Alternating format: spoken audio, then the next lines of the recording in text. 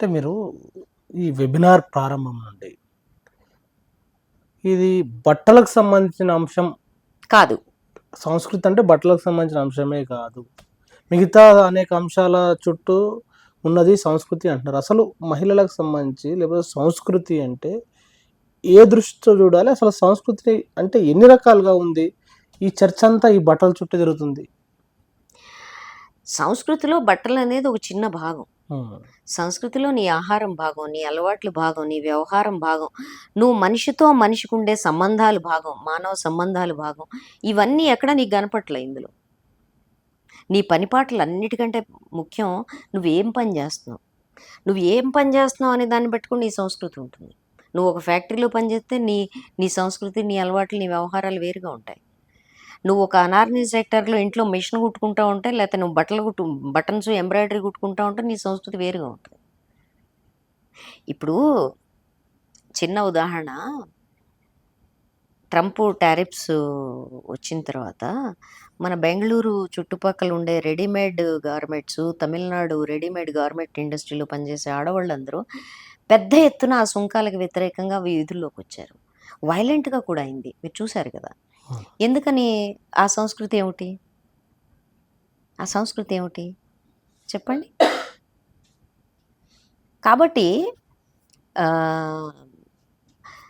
ఆడవాళ్ళ సంస్కృతి ఏంటి అనేది కూడా ఒకే రకమైన సంస్కృతి లేదు.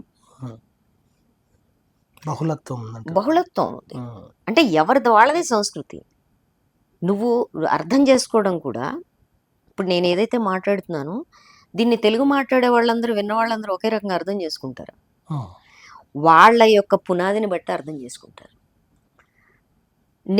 ఈ ఎక్స్పీరియన్స్ నాకు ఈ దేశంలో దాదాపు అన్ని రాష్ట్రాల్లో నేను చూశాను.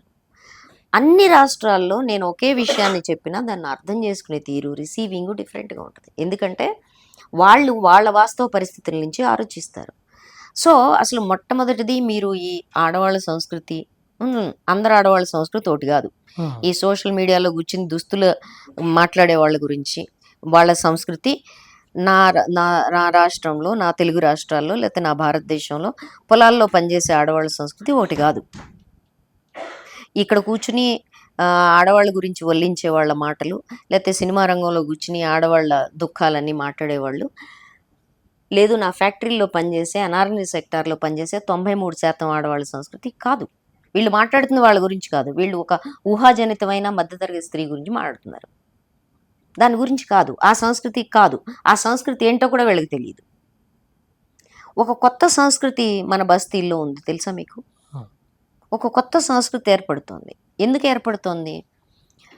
మీరు చాలా కాలం నుంచి ఉన్న బస్తీలలో చూడండి, నెమ్మదిగా కుదురుకొని అది ఒక సమ్మిశ్రిత సంస్కృతి ఏర్పడుతుంది. ఎందుకంటే ఆ బస్తీలో ఎక్కడెక్కడి నుంచి వచ్చిన వాళ్ళు ఉన్నారు అనే దాన్ని బట్టి ఉంటుంది.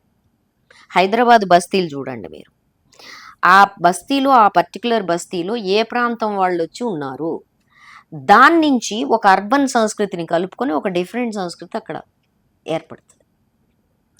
నువ్వు ఏ సంస్కృతి గురించి మాట్లాడుతున్నావు అంటే, నీ అవసరాల మీద, నీ పరిస్థితుల మీద ఆధారపడి నీ సంస్కృతులు, నీ అలవాట్లు ఉంటాయి. అది మానేసి గుండుగుత్తగా మాట్లాడడం అనేది చాలా తప్పుడు పని.